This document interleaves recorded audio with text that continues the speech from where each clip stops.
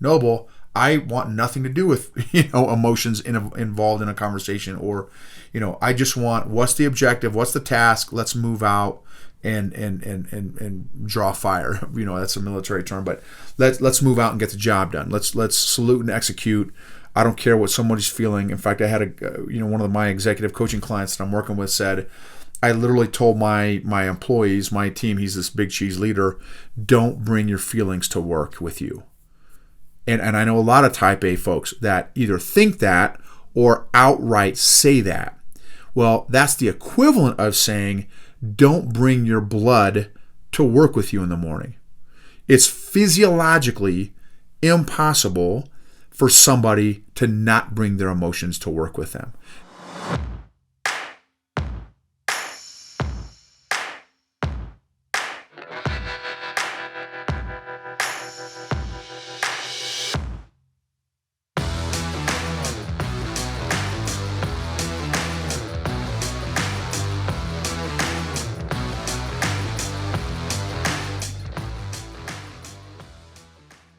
What is going on, EQ gangsters? Whether you're joining us from the YouTube channel or the podcast, thank you.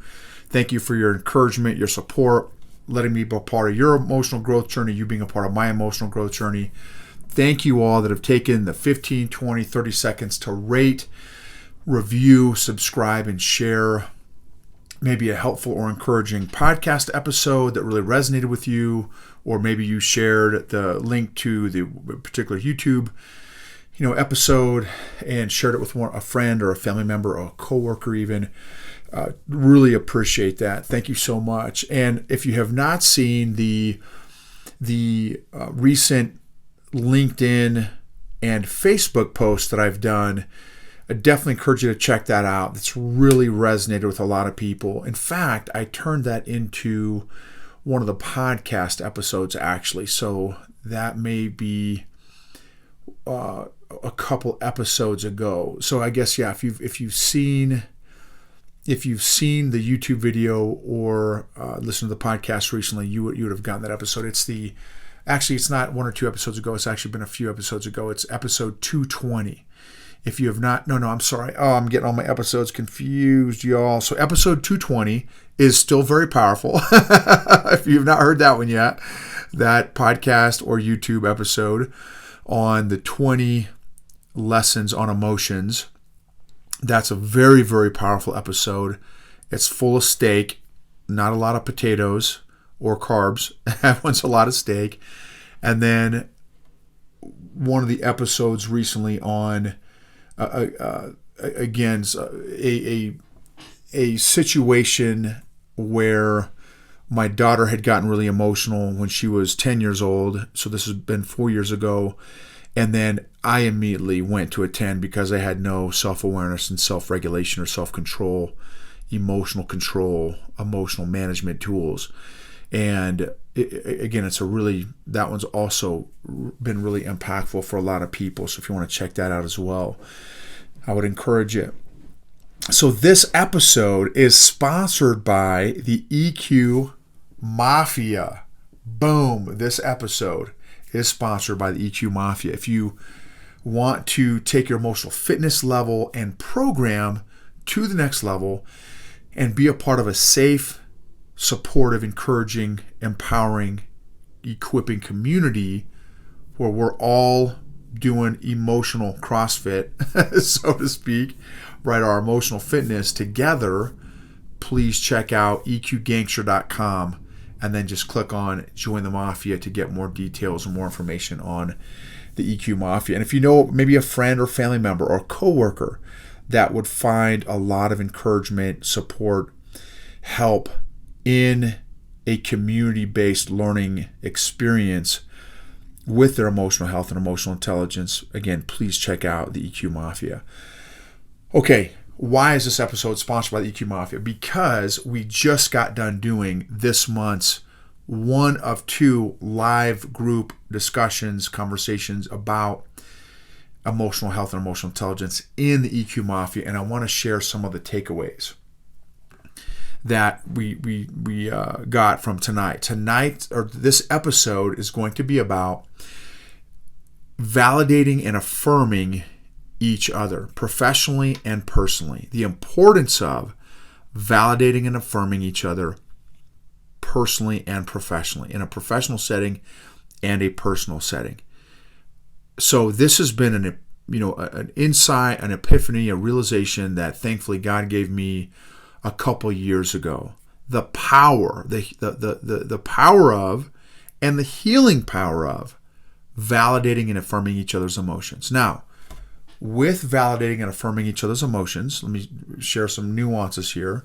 That does not mean you have to agree with somebody in order to validate and affirm someone's emotions. You don't have to agree with someone's emotions and feelings. But it's critical as a human being in relationship with other human beings to validate and affirm. And we're going to get into that. I'm going to share kind of some of the things that we talked about tonight in the EQ Mafia. Now, what's super cool is I recently interviewed a psychologist, not a psychiatrist, a psychologist. Her episode has not been published yet, so that'll be forthcoming. Her name is Courtney Rose. She has a clinic in Denver, Colorado called mydenvertherapy.com. Don't quote me on that. Let me double check that really quickly. But I'm pretty sure it's mydenvertherapy.com. And in talking with her, she confirmed and validated this dynamic and the importance of validating and affirming. And what happened was she and I did a presentation together few months ago about the mental health crisis in adolescence. And one of my points that I talk about all the time when talking about EQ is validating and affirming each other. And again, I don't have a PhD, disclaimer. I don't have a PhD. I'm not a psychologist. I'm not a psychiatrist. I'm not a therapist. I'm not a counselor. I do corporate executive leadership coaching from obviously an emotional intelligence perspective. And that I was right there. It is mydenvertherapy.com. So just want to make sure you all knew that and got that. So the thing is, she confirmed that. She said, Noble, she said, I just want to let you know when you talked about that, in your presentation with the group, that it is, you said a concept that is very, very powerful and very true, that there is a lot of research and impact on the concept and a lot of healing on validating and affirming one another's feelings and emotions.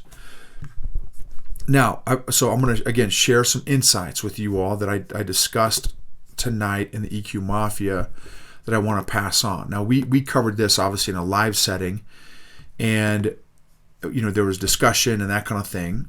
So for those of y'all that are listening on the podcast, you're not going to see this, but if you're on the YouTube, watching YouTube, I'm looking down.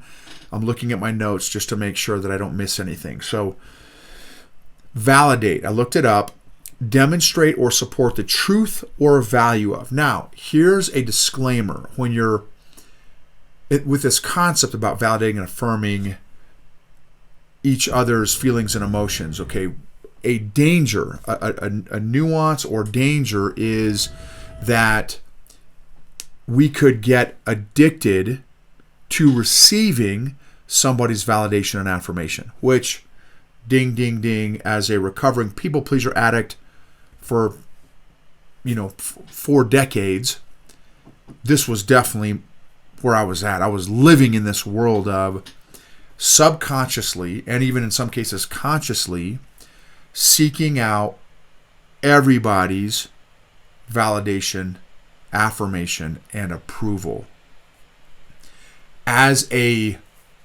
statement of my own identity. Super unhealthy And that is not what I'm talking about here in this episode. The goal of validation and affirmation is not to validate and affirm somebody's identity. It's to validate and affirm someone's emotional state or emotions in the moment that you are engaging with them, interacting with them, having a conversation with them. So that's just a nuance that I want to hit up front. Again, the goal of validating and affirming is not necessarily that you're agreeing with them. It's not that you are validating and affirming their identity as a man or as a woman, who they are as a person. It is validating and affirming their emotions and or emotional state in the moment that you are talking with them. Now, the other dynamic is it's not sympathy, so not feeling sorry for somebody. That's also not the goal of validating or affirming somebody's emotions. It does require a degree of empathy. It takes empathy in order to validate and affirm somebody's emotions. All right, so those are some upfront kind of points here. So we already said what validate was: to demonstrate or support the truth or value of someone's emotions. Now, so that word truth is kind of a tricky one, because emotions change all the time. Literally minute to minute, your emotions can change. So truth, I feel like, is a little bit of a strong word there. It's demonstrate or support for me, I would say the emotional state or the value of their emotional state in that moment. Again, truth is a little bit hard for me, a little strong for me, given the context of our conversation and discussion right now. The next thing is affirm. Offer someone emotional support or encouragement.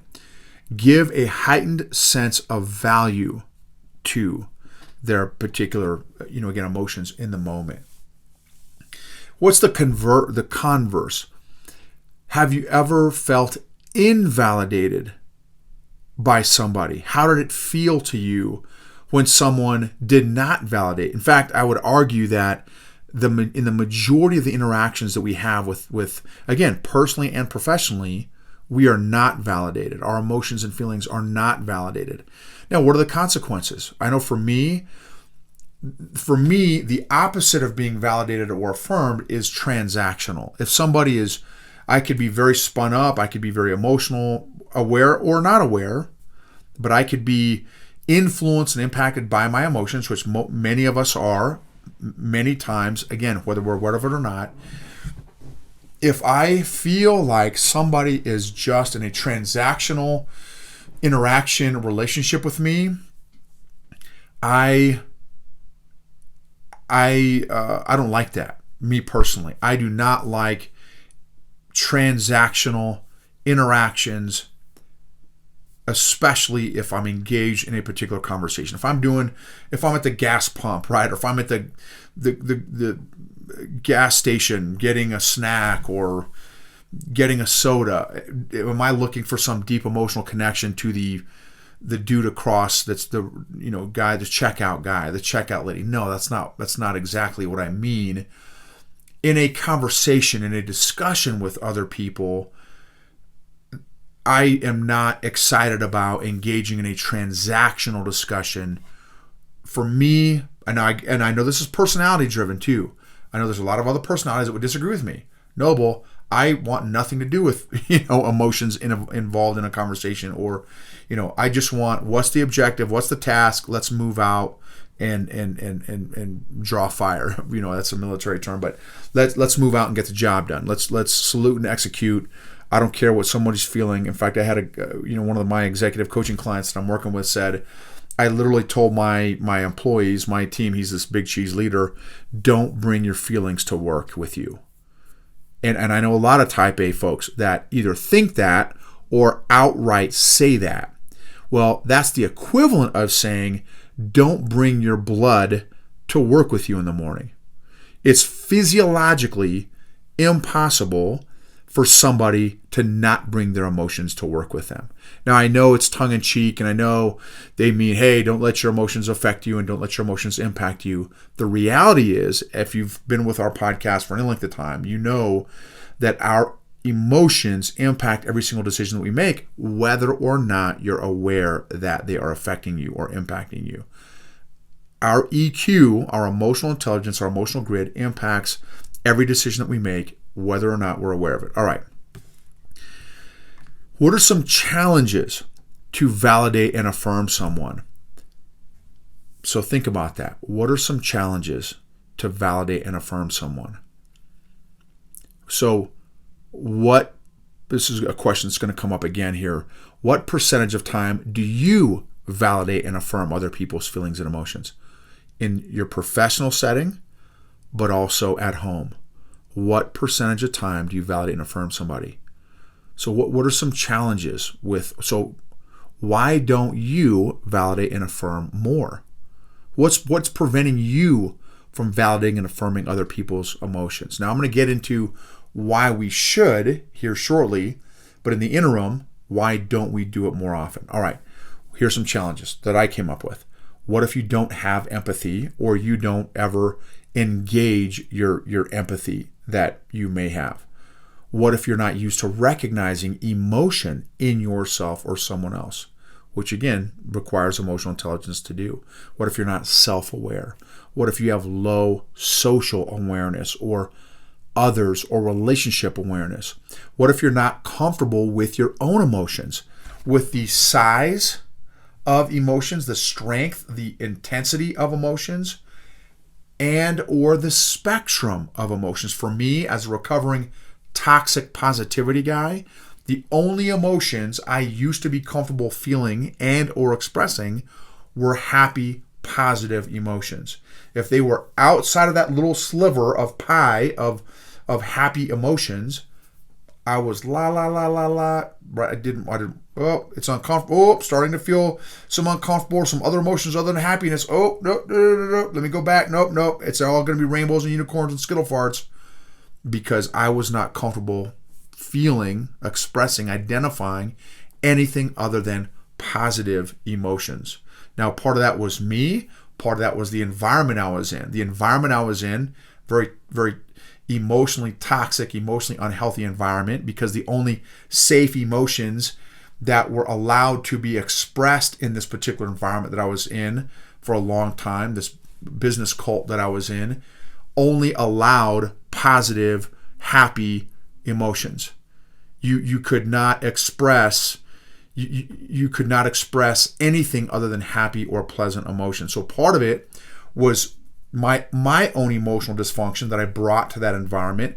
The other part was my emotional dysfunction was affirmed and validated. My toxic positivity was fueled by the toxic environment that I was in, that also only allowed pleasant, positive, happy emotions.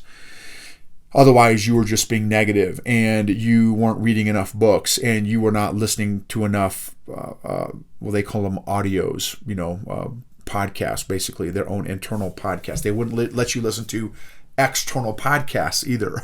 Those were also discouraged. Anyway, that's a whole other conversation for another day. So you could see how my toxic positivity, again, I brought my own to the table, but then it was reinforced by the environment that I was in. So again, if you're not comfortable with your own emotions, again, the size and spectrum of emotions, that's also a challenge to validating and affirming somebody's emotions. What if you're a natural fixer or problem solver? Your default, and I know a lot of men in the Western culture are programmed that we are the problem solvers, we are the quote-unquote providers, we are the solution seekers. Not that that's exclusive to men, obviously, but a lot of men are like that.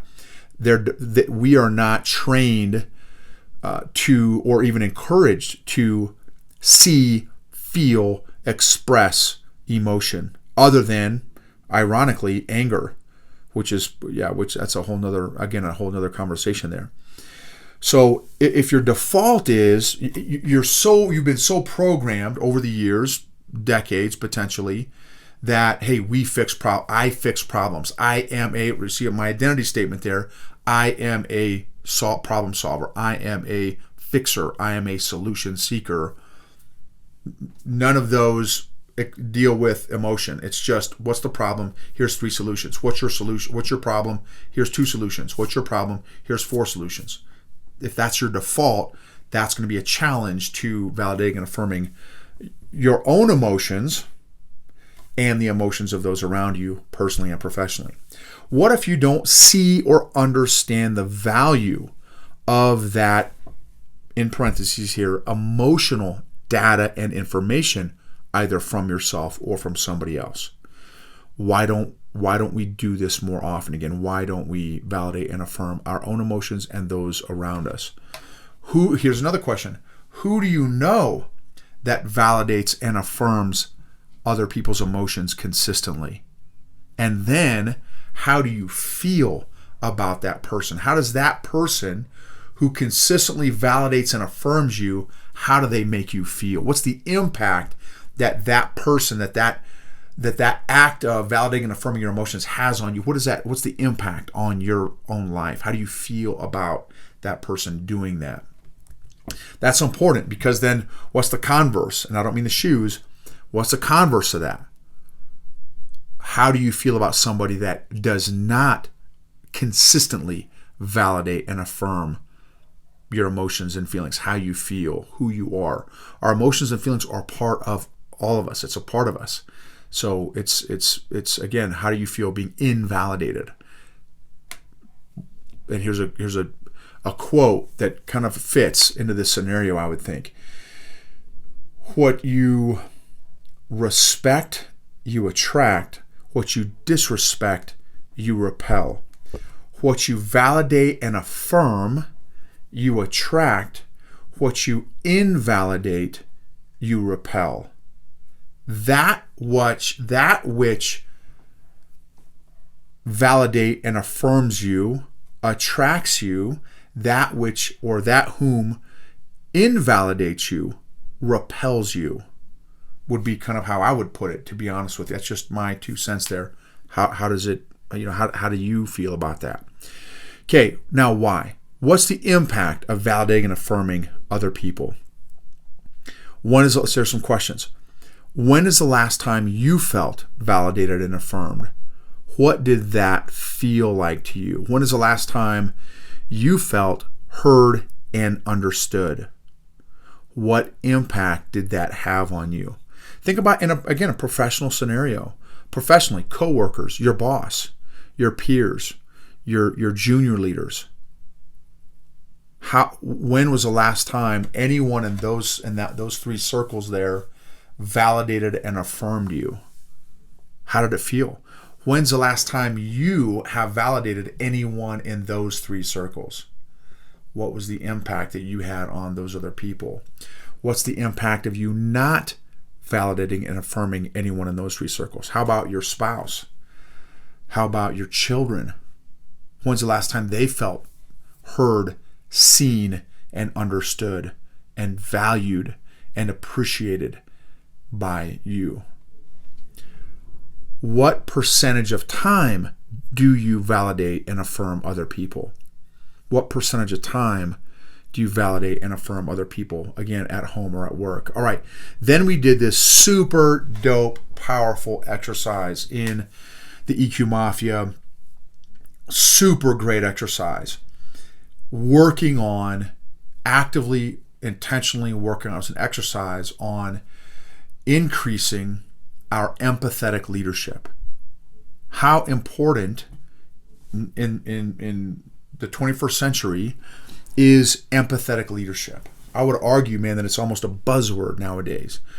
What is the value? We did a powerful exercise. We worked out our empathetic muscle, our empathy muscle during the EQ Mafia tonight, and it was such a powerful, super neat experience to be able to do that with, alongside, again, the group of folks. In fact, one of the things that I said in the Mafia tonight, I said, man, I almost feel like I have a whole team of EQ coaches, because we're all growing alongside each other. They all responded to this exercise differently. And I learned, there's a verse, Proverbs 27:17, it says, as iron sharpens iron, so everyone in the EQ Mafia was sharpening me tonight. And I'm so thankful because, and honestly, this is one of the reasons why I started the EQ Mafia, because I knew that I want to and need to grow in community. Now, that's not the only time I grow. I don't just grow during our EQ Mafia times. I grow when I'm not with EQ Mafia, but I grow in community. I grow in relationship with other people, intentional community, intentional relationship with other people. And anyway, it was powerful. I just want to share that with you all. Also, we started a couple other things tonight in the EQ Mafia that I'm really excited about. And that is using an app called Marco Polo. It's a free app. It's not my app. It's a free app, and I'm using that with the EQ Mafia as well. We're going to try that out. And it's a powerful tool. I've been using Marco Polo for probably 5 years now, maybe more. And it's just a powerful, powerful tool. So anyway, hopefully that this episode tonight added value to you all. And how do you feel? I'd love to hear from you. Again, you can hit me up on social media. We're on all the social media. I'm on all the social media channels, LinkedIn, Facebook, Instagram. You can hit me up at the Noble Gibbons, NobleGibbens, at the Noble Gibbons. And also you could, again, EQ Gangster at any of the spots. You can check out our website, eqgangster.com. Let me know if there's a way that I can support you. I can encourage you. Your organization, if your organization needs empathetic leadership coaching, EQ, emotional intelligent leadership coaching, training, if there needs speaking engagements or training on emotional intelligence. I've done a lot of those. I just did one this month, actually I've done 2 this month. One was already a corporate client that I did a presentation on emotional intelligence, but also to a big financial institution on emotional intelligence as well. So again, please check out eqgangster.com. Emotionally healthy people help heal other people emotionally. Every day and in every interaction, we are on the receiving end of each other's emotional intelligence or lack thereof. If you don't deal with your emotional issues, your friends, family, and coworkers will be forced to. If you'd like to level up your emotional fitness program, begin an intentional or continue an intentional emotional fitness program in community, be a part of a emotional CrossFit community. Not CrossFit exactly, of course, right? But an emotional fitness community. Check out eqgangster.com. Join EQ Mafia. We would love to have you. You can quit at any time if you don't feel like you're getting value. All the recordings in the EQ Mafia are available for, if you join today, all the previous EQ Mafia discussions and conversations that we've had are all available for watching and replay. We've got our 8-week emotional intelligence course in there, as well as workbooks, again, videos. I've had a number of psychologists come in, that's part of the EQ Mafia as well, and speak. And again, all those presentations and discussions are all in the EQ Mafia as well. So anyway, again, check it out. If it adds value to you, great. If not, you can always bounce at any time. We'd love to see you. We'd love for you to be a part of what we're doing there in the EQ Mafia. Thank you for subscribing, sharing, rating, reviewing. Take 15-20 seconds. It would mean a ton. We'd love to see your comments and feedback in the different platforms of how we may have been able to add value to you. Thank you for having the courage, the bravery, the intentionality, the persistence, the determination to continue this journey of becoming the best version of you possible, personally and professionally.